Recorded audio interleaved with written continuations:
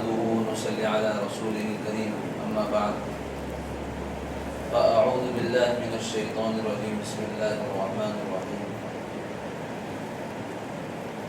قل إن كنتم تحبون الله فاتبعوني يحببكم الله ويغفر لكم ذنوبكم وقال تعالى النبي أولى بالمؤمنين من أنفسهم وقال النبي صلى الله عليه وسلم لا يؤمن أحدكم حتى يكون هواه تبعا لما جئت به أو كما قال عليه الصلاة والسلام صدق الله العلي العظيم وصدق رسوله النبي الكريم ونحن على ذلك من الشاهدين والشاكرين.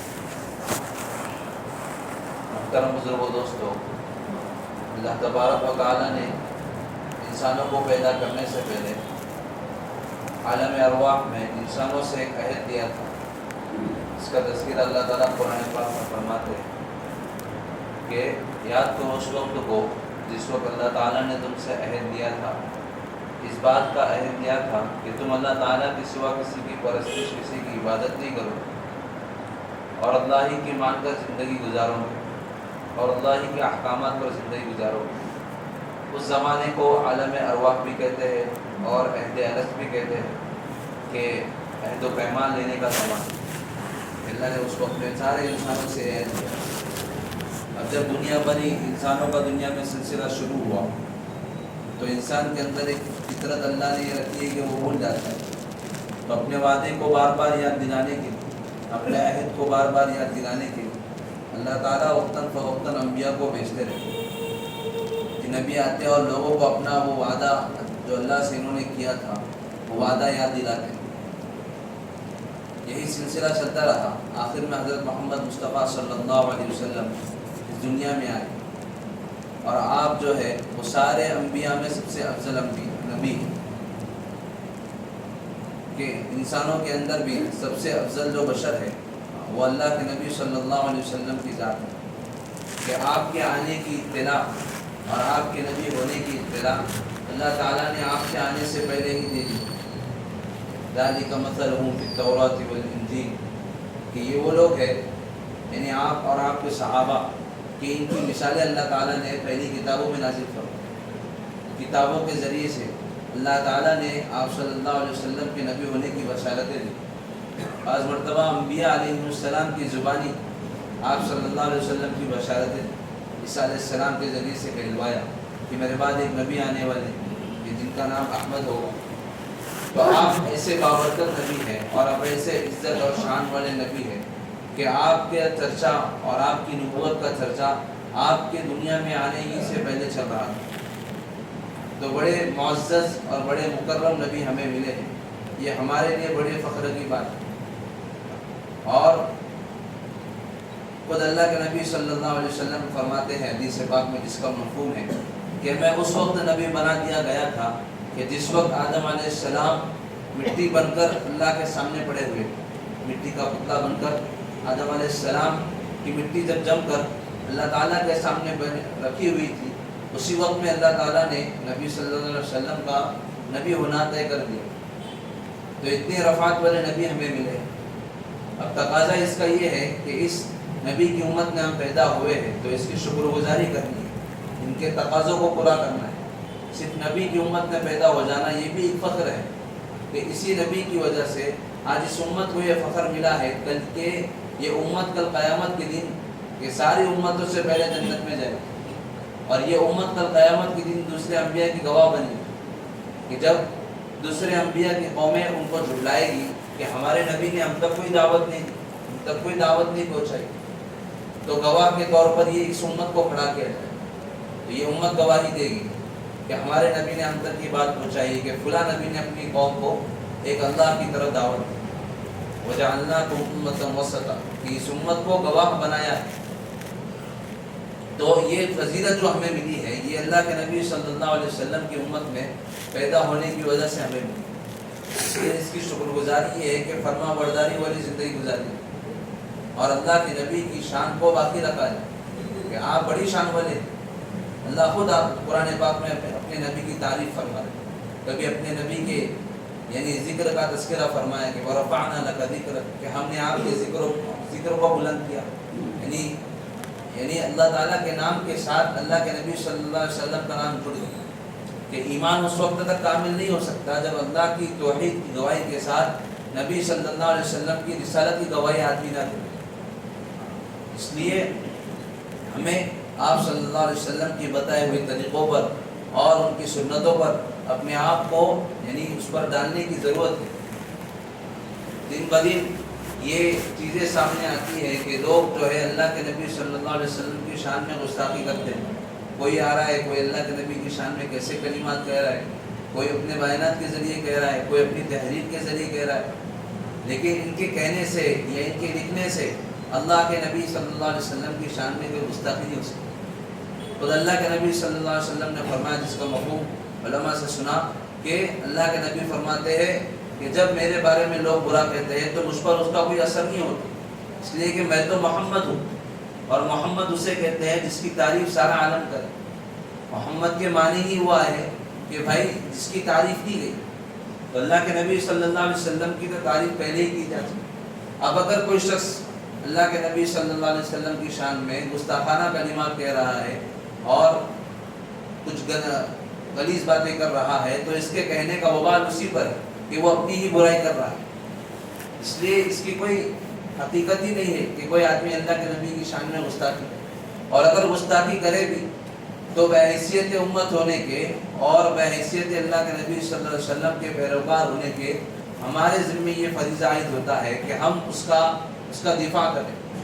کہ اگر کوئی ایسے نازیبا کلمات اللہ کے نبی صلی اللہ علیہ وسلم کی شان میں کہہ رہا ہے تو ہم اس کا دفاع کریں، کہ اپنی جان و مال کو لگا کر اور اپنے جذبات کو لگا کر کہ اس کا دفاع کرنا ہے. اس لیے کہ مومنین کے نزدیک قرآن پاک میں اللہ تعالیٰ فرماتے کہ نبی تو مومنین کے لیے ان کی جانوں سے بھی بڑھ کر ہوتے ہیں. کہ ہر مومن کے اندر یہ جذبہ ہونا چاہیے کہ نبی کی عزت اور نبی کا مقام اور نبی کا احترام، نبی کی ذات اس کے دل میں کہ اپنے جان مال سے، اپنے اولاد سے زیادہ بڑی بھی ہونی چاہیے. قرآن پاک میں اللہ تعالیٰ ایک جگہ فرماتے ہیں قُلْ إِنْ كَانَ آبَاؤُكُمْ وَأَبْنَاؤُكُمْ وَإِخْوَانُكُمْ وَأَزْوَاجُكُمْ وَعَشِيرَتُكُمْ وَأَمْوَالٌ اقْتَرَفْتُمُوهَا وَتِجَارَةٌ تَخْشَوْنَ كَسَادَهَا. ساری چیزیں اللہ نے ذکر فرمائی کہ تمہارے بعد تمہاری اولاد، تمہارے والدین، تمہاری تجارت، تمہارا گھر، تمہاری ساری چیزیں اور تمہارا وہ مال جسے تم کماتے ہو، کہ یہ سب چیزیں تمہارے نزدیک، اگر یہ سب چیزیں تمہارے نزدیک اللہ کی محبت سے اور رسول اللہ صلی اللہ علیہ وسلم کی محبت سے بڑھ جاوے اور اللہ کے راستے میں جہاد کرنے سے زیادہ بڑھ جاوے، کہ تمہارے نزدیک اپنے مال کی، اپنے اولاد کی عزت زیادہ ہو جاوے اور اللہ کی عزت اور اللہ کے رسول کی عزت کم ہو جاوے، تو فرمایا فَتَرَبَّصُوا حَتَّى يَأْتِيَ اللَّهُ بِأَمْرِهِ. تو اس وقت کا انتظار کرو کہ اللہ تعالیٰ کا فیصلہ آ جائے. کہ ہر مومن کے لیے ضروری ہے کہ اس کے دل میں اللہ کی اور اللہ کی عزت، اللہ کی اور اللہ کے رسول صلی اللہ علیہ وسلم کی عزت سب سے زیادہ ہونی چاہیے. کہ اللہ کے نبی کی شان میں اگر کوئی گستاخانہ کلمات دیتا ہے تو ہمارا یہ فریضہ ہے کہ ہم اس کو روکیں. اگر ہم ہاتھ سے اس کو روک سکتے ہیں تو ہم جتنی ہم میں طاقت ہے اس کو اتنی طاقت سے روکیں. اس کے روکنے کا طریقہ کیا ہے؟ ایک تو سیاسی اعتبار سے روکا جائے، سیاست کے ذریعے سے روکا جائے. کہ اگر ہمارے اندر اتنی طاقت ہے کہ اس کو سیاست کے ذریعے روک سکتے ہیں تو سیاست کے ذریعے روک. اس کا دوسرا طریقہ یہ ہے کہ اس کا معاشی طریقے سے بائیکاٹ کیا جائے. اور تیسرا طریقہ فرمایا کہ تبلیغی طریقے سے، یعنی جو سوشل میڈیا کا زمانہ اس وقت چل رہا ہے کہ جو ساری خبریں وائرل ہوتی ہیں سوشل میڈیا پر وائرل ہوتی ہیں، اور یہ تو جھوٹ کا اڈا بنا ہوا ہے کہ آدمی کو خبر نہیں رہتی کہ کیا بات کر رہا ہے، اور بعض مرتبہ خبریں غلط بھی پھیل جاتی ہیں. تو ان کے ذریعے سے اس کا بائیکاٹ کیا جائے، اس کا دفاع کیا جائے. اور سب سے بڑی چیز جو فرمایا کہ وہ ہماری کمزوری یہ ہے کہ ہم نے اللہ کے نبی صلی اللہ علیہ وسلم کی سیرت کو جانا نہیں. حضرت مولانا مناظر حسن گیلانی رحمۃ اللہ علیہ بڑے مولانا گزرے ہیں، اور یہ شاگرد حضرت مولانا شیخ الہند حضرت محمود حسن دیوبندی رحمۃ اللہ علیہ. تو انہوں نے ایک مرتبہ سبق میں اپنے استاد سے ذکر کیا کہ جب اللہ کے نبی صلی اللہ علیہ وسلم کی شان میں گستاخی کی جاتی ہے، یعنی حدیث آئی کہ کوئی یہودی ہو یا نصرانی وہ میری امت میں پیدا ہوا اور اس نے میری تعلیمات کو سنا لیکن وہ مجھ پر ایمان نہیں لایا، تو فرمایا کہ وہ جہنم میں داخل ہو. تو اس کے سوال میں اس سبق میں حضرت مولانا مناظر حسن گیلانی رحمۃ اللہ علیہ نے حضرت شیخ سے پوچھا کہ لوگ اللہ کے نبی صلی اللہ علیہ وسلم کی شان میں جب گستاخی کی جاتی ہے تو لوگ بڑا یعنی لوگوں کے اندر یہ دیکھنے ملتا ہے مسلمانوں کے اندر کہ وہ اس کے لیے احتجاج کرتے ہیں اور اس کے لیے وہ جو بھی کوشش ہوتی ہے اپنی کرتے ہیں. تو حضرت نے فرمایا کہ یہ کوشش تو ظاہر ہے، یہ تو ظاہر میں دکھتا ہے کہ لوگ کوششیں کر رہے ہیں، لیکن اندر دیکھا جائے، اس کی گہرائی میں دیکھا جائے کہ یہ جو کوششیں مسلمان کر رہے ہیں اس کا تعلق، حضرت نے بہت بڑی بات فرمائی کہ اس کا تعلق تو اپنی ذات تک ہے کہ اللہ کے نبی صلی اللہ علیہ وسلم کی شان میں گستاخی کرنا گویا یہ اپنی یعنی ان کی ذلت، فرمایا کہ ہماری ذلت ہے کہ کوئی اگر اللہ کے نبی صلی اللہ علیہ وسلم کی نعوذ باللہ ذلت کر رہا ہے اور ان کی شان میں گستاخی کر رہا ہے تو ہر آدمی اس کو ناپسند کرے گا کہ میرے مذہب کے بڑے ہیں اور میرے دین کے بڑے ہیں، اگر کوئی ان کے بارے میں برا کہے گا تو مجھے تو اس کا برا لگے گا. تو یہاں اپنی انا کا بھی مسئلہ آتا ہے. لیکن حضرت نے آگے جو بات فرمائی کہ یہ جو احتجاج ہو رہا ہے یہ اس لیے ہو رہا ہے کہ ہم اللہ کے نبی کے ماننے والے ہیں، ہم اللہ کے نبی کے یعنی ان سے محبت کرنے والے ہیں. تو محبت کو تو تقاضا یہ ہوتا ہے کہ محبوب کی اتباع کی جائے. رسول فرمایا ان المحب لمن يحب مطیع، کہ محبوب جو ہوتا ہے محبت کرنے والا محب وہ اپنے محبوب کا فرما بردار ہوتا ہے. تو احتجاج ہو رہا ہے یہ اپنی جگہ پر ہے، لیکن بطور محب ہونے کے اور بطور محبت کرنے کے اللہ کے نبی صلی اللہ علیہ وسلم سے میری ذات میں اور میری زندگی میں اللہ کے نبی صلی اللہ علیہ وسلم کا طریقہ کتنا ہے، یہ بات غور کرنے کہ میں احتجاج تو کر رہا ہوں، یہ ضروری چیز ہے. ظاہری اعتبار سے یہ بھی ضروری ہے کہ اس پر احتجاج کیا جائے کہ اگر اللہ کے نبی کی شان میں گستاخی ہو. لیکن یہ گستاخیاں کیوں ہو رہی ہے، اس کی بڑی وجہ ایک ہی نکلتی ہے کہ ہم نے اللہ کے نبی صلی اللہ علیہ وسلم کے طریقوں پر عمل کرنا چھوڑ دیا. ایک آدمی احتجاج کر رہا ہے کہ بھائی ہمارے نبی کی شان میں گستاخی کو پسند نہیں کیا جائے، لیکن جب وہ احتجاج کرنے کے لیے کھڑا ہے تو اس کے چہرے پر داڑھی نہیں، اس کا حلیہ اور اس کا لباس یہ سنت نبوی کے خلاف، اور یہ احتجاج کر رہا ہے کہ بھائی میرے نبی کی شان میں گستاخی پسند. حالانکہ اس کا اپنی زندگی کو نبی صلی اللہ علیہ وسلم کے طریقے سے خلاف گزارنا یہ بھی تو بڑی گستاخی کہ آدمی اپنی زندگی کو نبی صلی اللہ علیہ وسلم کے طریقے سے ہٹ کر گزارے. بحیثیت نبی ہونے کے اللہ کے نبی صلی اللہ علیہ وسلم کے کچھ حقوق ہم پر عائد ہوتے ہیں کہ اللہ کے نبی کے ہم امتی ہیں، اور اللہ کے نبی صلی اللہ علیہ وسلم کے اپنے امت پر اتنے احسانات ہیں اس کو شمار نہیں کر سکتے. تو اللہ کے نبی کے کچھ حق ہم پر عائد ہوتے ہیں. کیا حق ہے اللہ کے نبی صلی اللہ علیہ وسلم کا؟ تو فرمایا کہ ایک حق تو یہ ہے کہ اللہ کے نبی صلی اللہ علیہ وسلم پر ایمان لایا جائے. سب سے پہلا حق اللہ کے نبی صلی اللہ علیہ وسلم کا یہ ہے کہ اللہ کے نبی کی ذات پر ایمان لایا جائے کہ اس کے بغیر دین کامل نہیں ہے. آمینو باللہ و رسول، کہ ایمان لاؤ اللہ پر اور اللہ کے رسول پر. جب اللہ پر ایمان لایا ہے اور اللہ کے رسول پر ایمان لایا ہے تو ہی ایمان کامل ہوگا. اگر اللہ پر ایمان نہیں ہے، اللہ کے رسول اللہ پر تو ایمان ہے لیکن نبی صلی اللہ علیہ وسلم کی ذات پر ایمان نہیں ہے تو اس کا ایمان ناقص ہے. اس لیے اطاعت جب ایمان لانا اللہ کے نبی صلی اللہ علیہ وسلم پر ضروری ہے. یہ سب سے پہلا حق اللہ کے نبی کا ہم پر بنتا ہے. اسی لیے فرمایا پچھلے حدیث میں کہ کوئی شخص اس وقت تک کامل ایمان والا، یعنی کوئی آدمی یہودی ہو یا نصرانی، چاہے وہ دوسرے نبی کا ماننے والا ہو اور وہ نبی بھی اس وقت دنیا میں آ گئے، جس نبی کو مانتا ہے وہ نبی بھی اس وقت دنیا میں آ گئے، لیکن اس وقت میں اس کے لیے ضروری ہے کہ وہ اللہ حضرت محمد مصطفیٰ صلی اللہ علیہ وسلم پر ایمان لائے. اگر وہ آپ صلی اللہ علیہ وسلم کو چھوڑ کر اپنے نبی پر ایمان لاتا ہے تو اس کا ایمان ناقص ہے. تو سب سے پہلا حق اللہ کے نبی صلی اللہ علیہ وسلم کا یہ ہے کہ اللہ کے نبی صلی اللہ علیہ وسلم پر ایمان لائے. دوسرا حق جو اللہ کے نبی صلی اللہ علیہ وسلم کا ہم پر ہے وہ یہ ہے کہ آپ کی عزت، آپ کی عظمت، آپ سے محبت. یہ دوسرا حق یہ بھی ضروری ہے کہ آپ کی عظمت ہمارے دل کے اندر ہونی چاہیے. کہ آپ کی عظمت کے تذکرے اللہ تعالیٰ نے قرآن پاک میں فرمایا، اللہ خود اپنے نبی کی تعظیم کرے، اکرام کرے، کہ آپ کے اخلاق کی اللہ تعالیٰ یعنی تذکرہ فرما رہے وَإِنَّكَ لَعَلَىٰ خُلُقٍ عَظِيمٍ کہ آپ جو ہے اخلاق کے بلند درجے پر فائز ہیں. آپ صلی اللہ علیہ وسلم کی عمر کی قسم اللہ تعالیٰ کھا رہے لَعَمْرُكَ إِنَّهُمْ لَفِي سَكْرَتِهِمْ کہ آپ کے عمر کی قسم، آپ صلی اللہ علیہ وسلم کے شہروں کی قسم کھا، اور آپ کی عزت کو اللہ تعالیٰ بڑھا رہے، آپ کے مرتبے کو اللہ تعالیٰ بڑھا رہے. اور آپ صلی اللہ علیہ وسلم کے ساتھ جو حادثات ہوئے کہ آپ کے دنیا میں آنے سے پہلے آپ کے والد صاحب کا انتقال ہو جانا، آپ کے آنے کے بعد آپ کی والدہ کا انتقال ہو جانا، پھر آپ کے دادا کا انتقال ہو جانا، اس میں اللہ تعالیٰ کی حکمت تھی.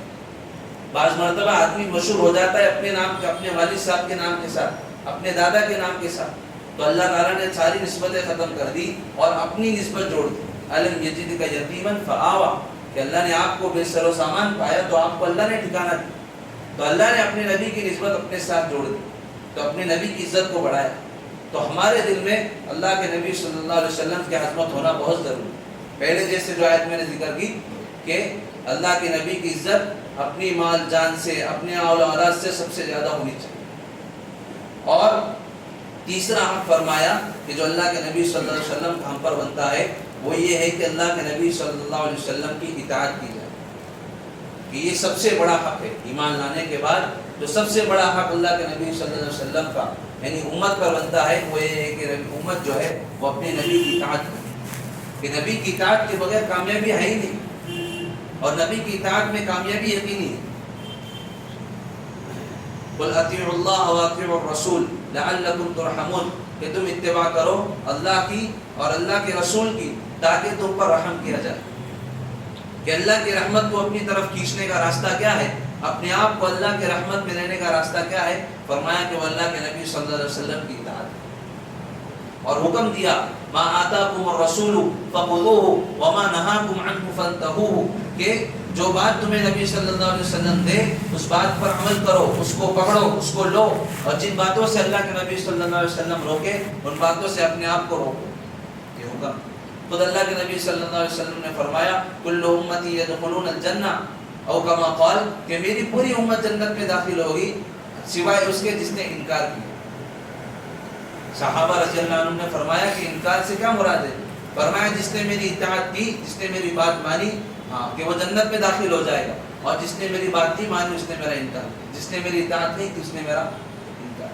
اس لیے ضروری ہے کہ اللہ کے نبی صلی اللہ علیہ وسلم کی اطاعت کی. اور اللہ کے نبی کی اطاعت سے کیا ہوگا؟ فرمایا کہ اللہ کے نبی صلی اللہ علیہ وسلم کی اطاعت سے سب سے بڑی چیز جو ملے گی وہ ہدایت ملے گی. ہدایت وَإِن تُطِيعُوهُ تَهْتَدُوا، کہ اطاعت کرو محمد صلی اللہ علیہ وسلم کی تو تم کو ہدایت ملے گی. اور اس میں سب سے بڑا نمونہ اور سب سے بڑا ہمارے لیے آئیڈیل کون ہے؟ وہ ہے صحابہ رضی اللہ عنہ کی زندگی. کہ صحابہ نے ایمان بھی اللہ کے نبی صلی اللہ علیہ وسلم پر کامل لایا، اور محبت اور عظمت بھی اللہ کے نبی صلی اللہ علیہ وسلم کی صحابہ کے دل میں سب سے بڑی ہوئی، اور اطاعت بھی کامل کی. حضرت عمر رضی اللہ عنہ آپ صلی اللہ علیہ وسلم کی خدمت میں آئے اور عرض کرنے لگے اے اللہ کے نبی صلی اللہ علیہ وسلم، مجھے آپ سے محبت ہے سوائے اپنی جان کے. یعنی اپنی جان، مجھے آپ سے محبت ہے لیکن اپنی جان سے زیادہ نہیں، مجھے اپنی جان سے زیادہ محبت. تو اللہ کے نبی صلی اللہ علیہ وسلم نے فرمایا عمر اس طرح نہ کہو، عمر ایسے کہو کہ مجھے تو آپ سے اپنی جان سے بھی زیادہ محبت ہے. تو حضرت عمر رضی اللہ عنہ عرض کرنے لگے کہ مجھے آپ سے اپنی جان سے بھی زیادہ محبت ہے. آپ نے فرمایا الان یا عمر، عمر اب تم نے ٹھیک کہا کہ ہمیں اللہ کے نبی صلی اللہ علیہ وسلم سے محبت اپنی جان سے. صحابہ کو تھی اپنی جان سے زیادہ آپ صلی اللہ علیہ وسلم سے محبت کہ اپنی جان لگ جاوے لیکن اللہ کے نبی صلی اللہ علیہ وسلم کی ذات پر، کہ اللہ کے نبی صلی اللہ علیہ وسلم کا بال نہیں بکا. تو تیسری چیز جو فرمائی کہ وہ اطاعت ہے اور سنت کی پابندی ہے. اطاعت، سنت پر چلنا، یہی تو اطاعت. اور سنت پر چلنے پر کیا ملے گا؟ کہ سنت پر چلنے پر کیا ملے گا؟ فرمایا کہ سب سے پہلی چیز جو ملے گی وہ یہ ملے گی المحبت فی قلوب البررہ، کہ اللہ تعالیٰ کیا دیں گے سنت پر زندگی گزارنے پر، اللہ کے نبی صلی اللہ علیہ وسلم کی اطاعت کرنے پر، کہ نیک لوگوں کے دلوں میں اللہ تعالیٰ محبت ڈالے. المحبت فی قلوب البررہ، نیک لوگوں کے دلوں میں اللہ تعالیٰ محبت ڈالے. اور دوسری چیز کیا ملے گی؟ تو فرمایا والہیبۃ فی قلوب الفجرہ، کہ فاسق اور نافرمانوں کے دلوں میں اللہ تعالیٰ تمہارا خوف ڈالے. مسلمان تعداد میں کہیں ہے لیکن آج یہ ان کے دلوں کے اندر ڈر ہے، غیروں کے اندر ان کا ڈر نہیں، اس لیے کہ زندگی سنتوں سے ہٹی. پہلے مسلمان کم تھے لیکن غیروں کے دلوں میں ان کا خوف تھا، ان کا ڈر تھا، اس لیے کہ ان کی دلوں کے اندر، ان کی زندگیوں کے اندر اللہ کے نبی صلی اللہ علیہ وسلم کا طریقہ. تو دوسری چیز جو سنت کی اتباع پر ملے گی وہ یہ ملے گی والحیبۃ فی قلوب الفجرہ، کہ اللہ تعالیٰ فاسق اور نافرمان لوگوں کے دلوں میں ان کا ڈر ڈالیں گے، ان کا رعب ڈالیں گے۔ اور چوتھی چیز جو ملے گی وہ فرمایا کہ وسعۃ فی الرزق، کہ اللہ تعالیٰ سنت پر عمل کرنے کی بدولت سے رزق میں برکت دیں گے، کہ روزی میں برکت کا ایک نسخہ جیسے نماز کا ہی، تو ایسے ہی روزی میں برکت کا ایک آسان نسخہ کہ اپنی زندگی کو سنت پر ڈالنا، سنتوں کو اپنی زندگی کے اندر لانا۔ اور چوتھی چیز جو بتائی کہ سنت پر عمل کرنے پر کیا ملے گا، تو فرمایا وَالثِّقَةُ فِي الدِّينِ، کہ اللہ تعالیٰ دین میں ثابت قدمی دے گی، کہ ایسے وقت میں کہ جب فتنہ فساد کا زمانہ ہوگا تو فتنہ فساد کے زمانے کے اندر اللہ تعالیٰ اس کو اپنے دین پر قائم رکھے، کہ جب سارے لوگ دین سے مرتد ہو رہے ہوں گے، چھوٹی چھوٹی چیزوں کی وجہ سے اپنے دین کو بیچ رہے ہوں گے اور ایمان سے خارج ہو رہے ہوں گے، اس وقت میں اللہ تعالیٰ اس کو ثابت قدمی دیں گے کہ یہ اپنے دین پر قائم رہے، یہ اپنے دین پر جمع رہے۔ یہ اطاعت کا ثمرہ ہے، یہ اطاعت پر ملنے والے فائدے۔ اور چوتھی چیز، چوتھا حق جو اللہ کے نبی صلی اللہ علیہ وسلم کا ہم پر بنتا ہے وہ یہ ہے کہ اللہ کے نبی صلی اللہ علیہ وسلم سے محبت کی جائے، اللہ کے نبی صلی اللہ علیہ وسلم سے محبت کی جائے، کہ محبت وہ چیز ہے کہ محبت کے ذریعے سے اللہ کی محبت ملے گی اور مغفرت بھی ہوگی۔ قُلْ إِن كُنتُمْ تُحِبُّونَ اللَّهَ فَاتَّبِعُونِي يُحْبِبْكُمُ اللَّهُ وَيَغْفِرْ لَكُمْ، کہ نبی صلی اللہ علیہ وسلم سے کہہ دیجئے کہ اگر یہ چاہتے ہیں کہ تم اللہ سے محبت کرنا چاہتے ہو تو اس کے لیے ہے کہ میری اتباع کرو۔ اتباع، محبت، اللہ کے نبی کی محبت آ گئی تو اس سے اللہ کی محبت نصیب ہوگی اور گناہوں کی معافی نصیب ہوگی۔ اور پانچواں حق جو اللہ کے نبی صلی اللہ علیہ وسلم کا ہم پر بنتا ہے وہ یہ ہے کہ اللہ کے نبی پر کثرت سے درود بھیجنا، یہ بھی ایک حق۔ اللہ تعالیٰ قرآن پاک میں فرماتے ہیں ان اللہ وملائکتہ یصلون علی النبی یا ایھا الذین آمنوا صلوا علیہ وسلموا تسلیما، کہ بے شک اللہ اور اللہ کے فرشتے اپنے نبی پر درود بھیجتے ہیں، اے ایمان والو تم بھی اپنے نبی پر درود و سلام بھیجا۔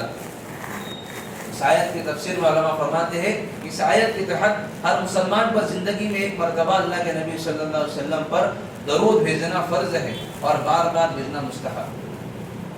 اور درود پڑھنا یہ فائدے سے خالی نہیں، حدیث پاک میں آتا ہے کہ جو مجھ پر ایک مرتبہ درود پڑھے گا اللہ تعالیٰ اس پر 10 رحمتیں نازل کرے، اللہ تعالیٰ اس کے 10 درجات بلند کرے، 10 گناہ اللہ تعالیٰ اس کے معاف کرے۔ یہ فائدے ہیں درود کے۔ ایک روایت میں آتا ہے ایک صحابی اللہ کے نبی صلی اللہ علیہ وسلم کی خدمت میں آئے کہ اللہ کے نبی میں آپ پر کتنا درود پڑھوں، میں اتنا درود پڑھتا ہوں آپ پر، میں کتنا پڑھوں؟ آپ نے فرمایا ماشک کا جتنا تم چاہو اس سے تھوڑا اور بڑھا لو تو اچھا ہے۔ تو فرمانے لگے اے اللہ کے نبی میں اپنے دین کے 1/4 حصے تک آپ پر درود پڑھوں، یعنی دین کے 4 حصے کر لوں اور 1/4 حصہ میں آپ پر کیا کروں؟ درود پڑھتا رہوں۔ آپ نے فرمایا اس پر اور بڑھا لو تو اچھا ہے۔ تو انہوں نے فرمایا کہ انہوں نے عرض کیا کہ آدھا دن پڑھ لوں، آپ نے فرمایا کہ اور بڑھا لو تو اچھا ہے۔ انہوں نے کہا کہ 2/3 پڑھ لوں، دن کے 3 حصے کر لوں اور 2 حصے درود پڑھتا رہوں۔ آپ نے فرمایا کہ اور بڑھا لو تو اچھا ہے۔ تو وہ صحابی رضی اللہ عنہ عرض کرنے لگے کہ میں سارا وقت آپ پر درود پڑھتا رہوں۔ تو پھر اللہ کے نبی صلی اللہ علیہ وسلم نے فرمایا کہ اس وقت اللہ تعالیٰ تمہیں دنیا اور آخرت کی ساری تکلیفوں سے بچائے، کہ جب آدمی کثرت سے اللہ کے نبی صلی اللہ علیہ وسلم پر درود پڑھتا رہے گا تو اللہ تعالیٰ اس کے دنیا کے اور آخرت کے سارے غم اور سارے معاملات کو اللہ تعالیٰ سدھار دے گا۔ اس لیے میرے محترم بزرگوں ضرورت اس بات کی ہے کہ اللہ کے نبی صلی اللہ علیہ وسلم کی سیرت کو پڑھا جائے اور اس کو اپنایا جائے۔ آج جو حالات ہو رہے ہیں یہ اس لیے ہوتے ہیں کہ ہم کو اللہ کے نبی کی سیرت معلوم نہیں، سیرت معلوم نہیں ہونے کی وجہ سے ہم کوئی بھی آ کر ہمیں کوئی سوال کرتا ہے تو ہم فوراً اس کے اس میں آ جاتے ہیں۔ اس لیے ضرورت ہے کہ بچے بڑے بوڑھے اپنے معتبر علماء کی سیرت کی کتابوں کا مطالعہ کریں، اس کو معلوم کریں۔ ہر زبانوں میں سیرت کی کتابیں لکھی گئی، ہم اس بات کی فکر کریں کہ ہم سیرت کی کتابوں کا مطالعہ کریں اور اللہ کے نبی کی زندگی کو اپنانے کی کوشش کریں۔ جیسے یہ 5 حق اللہ کے نبی صلی اللہ علیہ وسلم کے ہے، ایسے اور بہت سے حق ہے کہ اللہ کے نبی صلی اللہ علیہ وسلم کے دین کی نصرت کرنا، مدد کرنا، کہ جو اللہ کے نبی کے دین کا کام کر رہے ہیں ان کے کام کرنے والوں کی مدد کرنا۔ اسی طرح اللہ کے نبی صلی اللہ علیہ وسلم کی ذات کا دفاع کرنا، کہ جو اللہ کے نبی کے مقابلے میں کچھ کہہ رہا ہے تو اس کا دفاع کرے۔ ایسے ہی اہل بیت کا احترام، ان کی عزت و احترام، آپ کے صحابہ کا احترام، اگر کوئی آپ کے صحابہ کے شان میں گستاخی کر رہا ہے تو اس کا دفاع کرنا۔ اور صحابہ کا احترام کرنا، یہ سارے حقوق ہمارے ذمہ عائد ہوتے ہیں. ہم ان کو جانیں اور ان پر اپنی زندگی گزارنے کی کوشش کریں. اللہ تبارک و تعالی ہم سب کو کئی سنی باتوں پر عمل کی توفیق عطا فرمائے.